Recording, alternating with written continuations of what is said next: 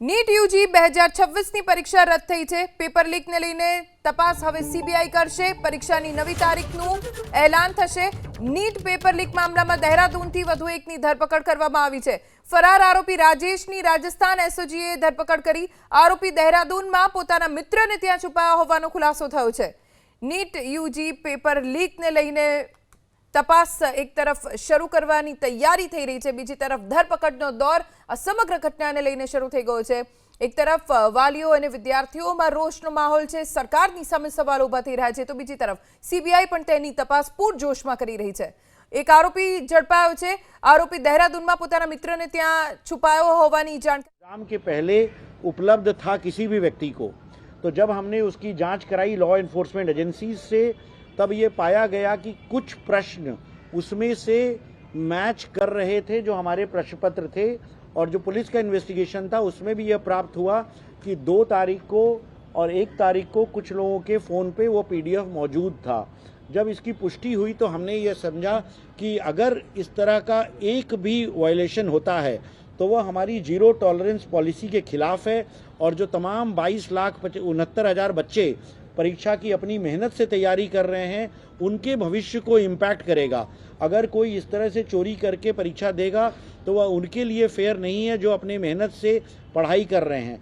तो उनके हित में ध्यान रखते हुए हमने यह एक कड़ा निर्णय लिया कि हम यह संदेश दे सकें हर उस क्रिमिनल को, हर उस स्कैमस्टर्स को, हर उस फ्रॉडिये को कि अगर आप इस तरह के काम करेंगे तो उसको एनटीए सरकार बर्दाश्त नहीं करेगी।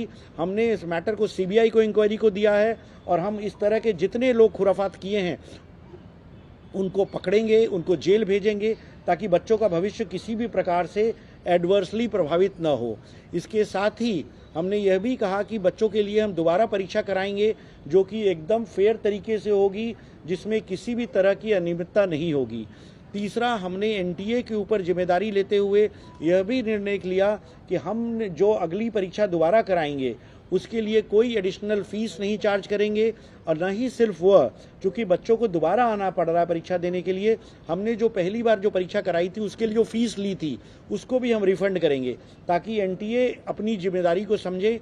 और हमने सारी जो इन्फॉर्मेशन है वह सीबीआई को उपलब्ध करा रहे हैं, ताकि सीबीआई जो भी व्यक्ति हो उसको ढूंढे, उसको जेल भेजे, उसको समस्या उसकी सज़ा दिलाए, जिससे कि इस तरह की जो एग्जामिनेशन की प्रक्रिया में समय समय पर इस तरह की रिपोर्ट आती रहती है, इसका एक बार में ख़त्म किया जा सके।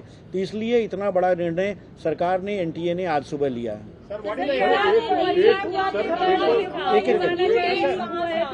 एक लाइन में ये माना जाए कि पेपर लीक हुआ था।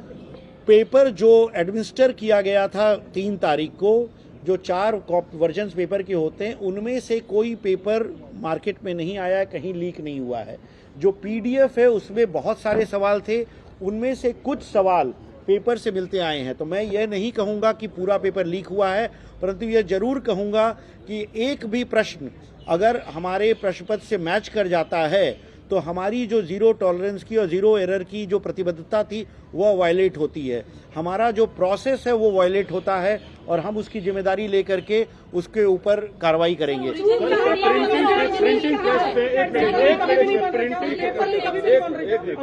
पेपर लीक कभी भी नहीं माना जाता। व्हाट्सएप पे जो प्रिंटिंग प्रेस जो है वो विसल ब्लोअर कहाँ का था, कौन से राज्य का था, क्या? देखिए, विसल ब्लोअर के कानून जो है, विसल ब्लोअर्स को प्राथमिकता देने का सबसे बड़ा रिक्वायरमेंट होता है कि विसल ब्लोअर की आइडेंटिटी को गोपनीय रखा जाता है।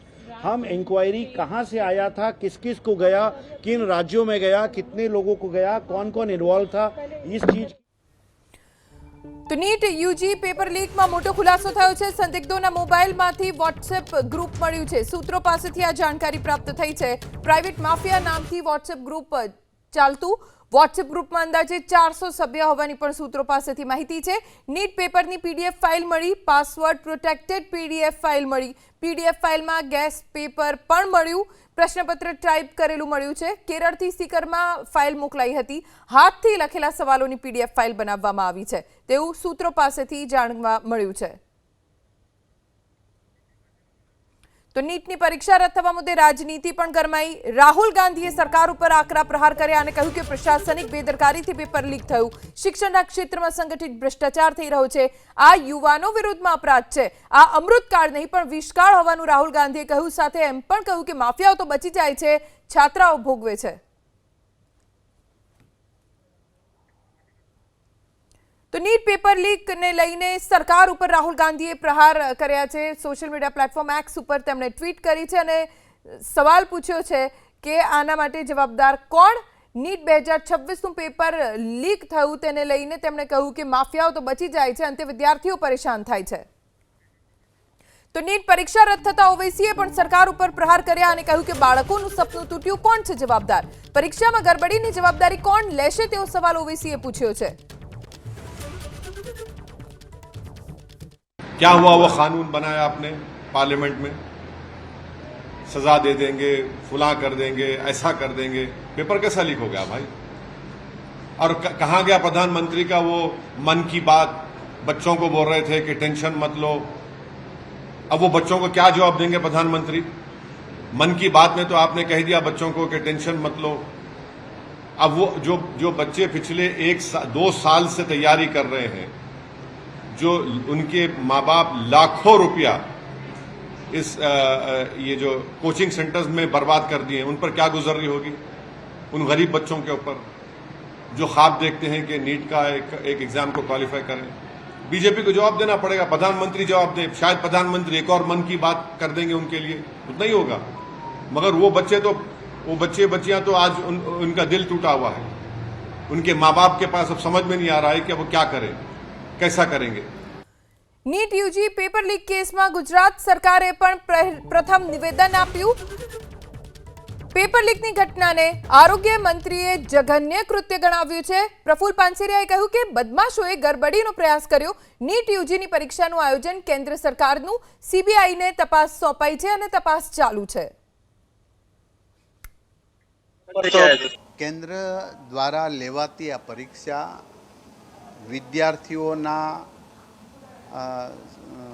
વિશ્વાસ સાથે આ એજન્સીઓ પરીક્ષા લેશે ત્યારે એમને માહિતી પ્રાપ્ત થાય છે કે આમાં ગડબડી થઈ અને તપાસ કરતા જ્યારે માલુમ પડ્યું ત્યારે અત્યારે ખૂબ જ આ કપરી પરિસ્થિતિ છે.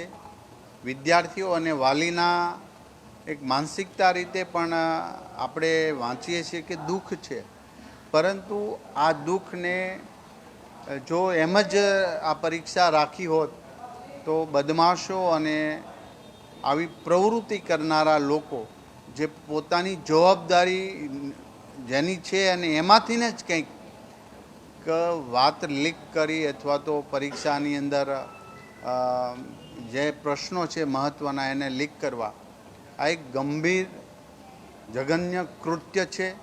અને આ એક કૃત્યને તો સીબીઆઈ તપાસ કરીને ચોક્કસ પ્રકારે એક્શન લેવાશે, પરંતુ હાલના પ્રસંગે એનટીએ જે આ પરીક્ષાને ફરી વખત લેવાની છે ત્યારે કોઈ રજિસ્ટ્રેશન કરાવવાનું નથી, કોઈ ફીસ ભરવાની નથી, તારીખ આપ્યા હતી.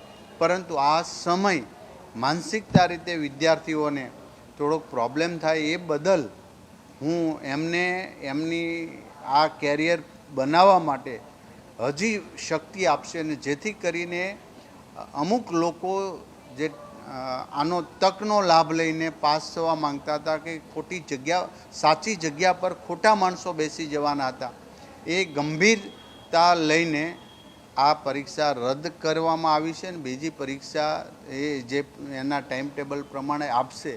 પરંતુ આ પ્રસંગે અમે તમામ વિદ્યાર્થીઓ જોડે છીએ, એમની સાથે છીએ. આ તરફ નીટ યુજીમાં એડમિશનના બહાને છેતરપિંડી કરતી ગેંગનો સુરત અને દિલ્હી ક્રાઇમે પર્દાફાશ કર્યો. નીટ યુજી 2026ની પરીક્ષામાં પાસ કરાવી એમબીબીએસમાં એડમિશન અપાવવાની લાલચ આપી નિર્દોષ વિદ્યાર્થીઓ અને તેમના વાલીઓ સાથે છેતરપિંડી કરતી આંતરરાજ્ય ગેંગને દિલ્હી પોલીસની ક્રાઇમ બ્રાન્ચે ઝડપી લીધી. આ સફળ ઓપરેશન સુરત શહેર પોલીસ કમિશનર અનુપમસિંહ ગહેલોત અને એડિશનલ સીપી કરણરાજ વાઘેલાએ પૂરું પાડવામાં આવેલી ચોક્કસ બાતમી અને ટેકનિકલ ઇનપુટ્સના આધારે પાર પાડવામાં આવ્યું.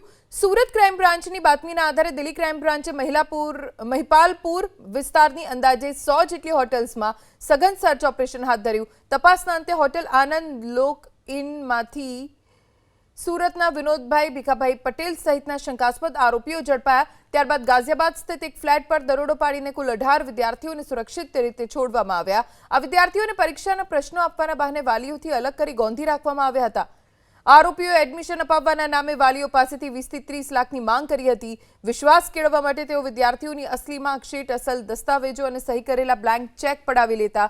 પરીક્ષાના એક દિવસ પહેલા વિદ્યાર્થીઓને મહત્વના પ્રશ્નો આપવાના બહાને અજાણી જગ્યાએ લઈ જઈને ગોંધી રાખતા હતા.